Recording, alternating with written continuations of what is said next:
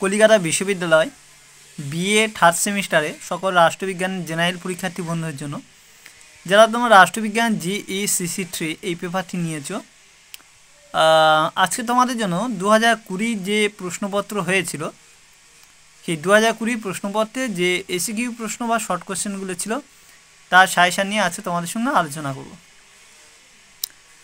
আচ্ছা, এখানে 2020 তোমরা যেহেতু পরীক্ষা যাবে 23-এ পরীক্ষাটা 24-এ হচ্ছে, তো সেক্ষেত্রে তোমাদের 2020 বিগত বছরে যে প্রশ্নগুলো আছে সেগুলো দেখে নেওয়াটা তোমাদের খুব লাভজনক ব্যাপার দাঁড়ায়। অর্থাৎ তোমরা অবশ্যই করে বিগত বছরের প্রশ্নগুলো যতটা পারবে দেখে নেবে, কিন্তু ওখান থেকে অনেক প্রশ্ন তোমরা কিন্তু কমন পাবে।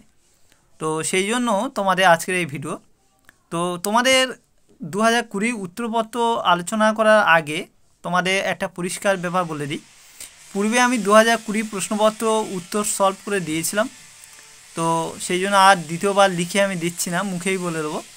এবং যারা লিখিত 2020 প্রশ্ন এবং উত্তরগুলো চাও তাদের জন্য ডেসক্রিপশানের মধ্যে আমি লিঙ্ক দিয়ে দিলাম। তোমরা 2020 ওই ডেসক্রিপশানের মধ্যে যে আগের যে ভিডিওতে আমি দিয়েছিলাম সেটা তোমরা দেখলে কিন্তু পেয়ে যাবে, উত্তরগুলো পেয়ে যাবে, লিখিত আর কি, লেখা প্রশ্ন উত্তর দেওয়া আছে, তোমরা সব পেয়ে যাবে।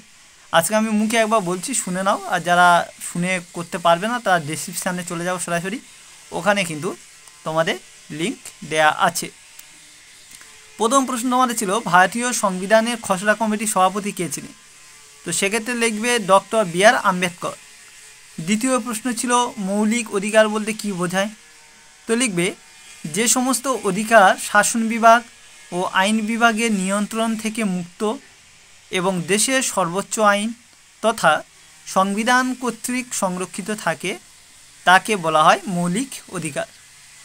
ভারতে নাগরিকদের মৌলিক অধিকারগুলি সংবিধানে 3য় অংশে উল্লিখিত আছে। তারপরে প্রশ্ন ছিল ভারতীয় সংবিধানে উল্লিখিত 2টি নির্দেশমূলক নীতি উল্লেখ করো।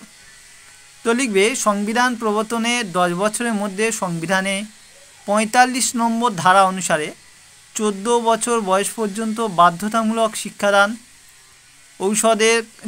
ঔষধের কাজে ব্যবহার ব্যতীত মদ বা মাদকদ্রব্যের ব্যবহার নিষিদ্ধ করতে হবে। তারপরে প্রশ্ন ছিল ভারতীয় যুক্তরাষ্ট্রে কতগুলি অঙ্গরাজ্য আছে? তো এখানে তোমরা 28টি অঙ্গরাজ্য, 7টি কেন্দ্রশাসিত অঞ্চল লিখবে। বর্তমানে কেন্দ্রীয় তালিকাভুক্ত বিষয়ের সংখ্যা কত? লিখবে 97টি, রাজ্যে আছে কিন্তু 66টি, মানে কেন্দ্রীয় তালিকাভুক্ত বিষয়ের সংখ্যা হচ্ছে 97টা লিখবে, আর যদি রাজ্য চায় তাহলে 66টা লিখবে। ভারতের সংবিধানে কোন কোন ধারা জরুরি অবস্থা কথা বলা হয়েছে? তো লিখবে 352 নম্বর ধারায় জাতীয় জরুরি অবস্থা এবং 356 নম্বর ধারায় রাজ্যের শাসনতান্ত্রিক অচল ব্যবস্থা উল্লেখ করা আছে। তারপরে প্রশ্ন লোকসভা ও রাজ্যসভার যৌথ অধিবেশনে আহ্বান করেন কে? তো লিখবে স্পিকার। তারপরে তোমাদের আছে যে হাইকোর্টের বিচারপতিদের কার্যকালের মেয়াদ কত? লিখবে 62 বছর। তারপরে আছে ভারতীয় সংবিধান সংশোধনে কতগুলো পদ্ধতি আছে? 2021 সাল পর্যন্ত 104টি সংশোধনী পদ্ধতি বা আইন আছে বলে উল্লেখ করা আছে। তারপরে রাজ্যপালের একটি শাসন বিভাগীয় ক্ষমতা উল্লেখ করো। তো লিখবে নিয়োগ সংক্রান্ত ক্ষমতা, অপরাধী দণ্ড হ্রাস, স্থগিত ও ক্ষমা করার ক্ষমতা। তারপরে প্রশ্ন আছে রাজ্যের আইনসভার 2টি কক্ষের নাম বলো। তো লিখবে উচ্চকক্ষ হচ্ছে বিধান পরিষদ এবং নিম্নকক্ষ হলো বিধানসভা, এখানে এইভাবে তোমরা দিয়ে দেবে। তারপর প্রশ্ন আছে ভারতের 2টি আঞ্চলিক দলের নাম লেখো। তো তেলেগু দেশম আর দ্রাবিড় মুন্নেত্রা কাজাগাম। তারপরে দেখো ভারতে যে কোনো 2টি নির্বাচনী সংস্কার উল্লেখ করো। তো সেখানে তোমরা লিখবে যে রাজনীতি দুর্বৃত্তায়ন রোধ, সরকারি সুযোগ সুবিধার যথাযথ ব্যবহার, আর বিভিন্ন রাজনৈতিক দলে নির্বাচনী প্রতীক প্রদান করা। তো তোমাদের এই প্রশ্নগুলো 2020 মধ্যে ছিল, সেই জন্য এগুলো আমি তোমাদেরকে জানিয়ে দিলাম, বলে দিলাম।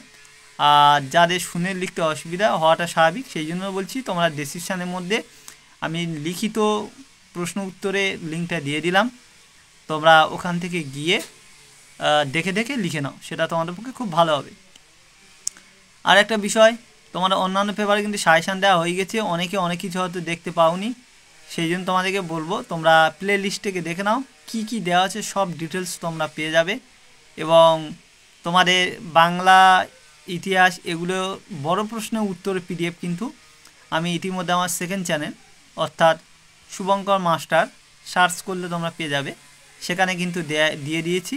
তোমরা ওখানে গিয়ে কিন্তু উত্তর যাদের প্রবলেম হচ্ছে তারা নিয়ে নিও, বড় প্রশ্ন উত্তরগুলো সব সম্পূর্ণ উত্তর দেওয়া আছে। তো এইটুকুই তোমাদের বলার বিষয় এবং জানাবার বিষয় ছিল, তো তোমাদেরকে জানিয়ে দিলাম।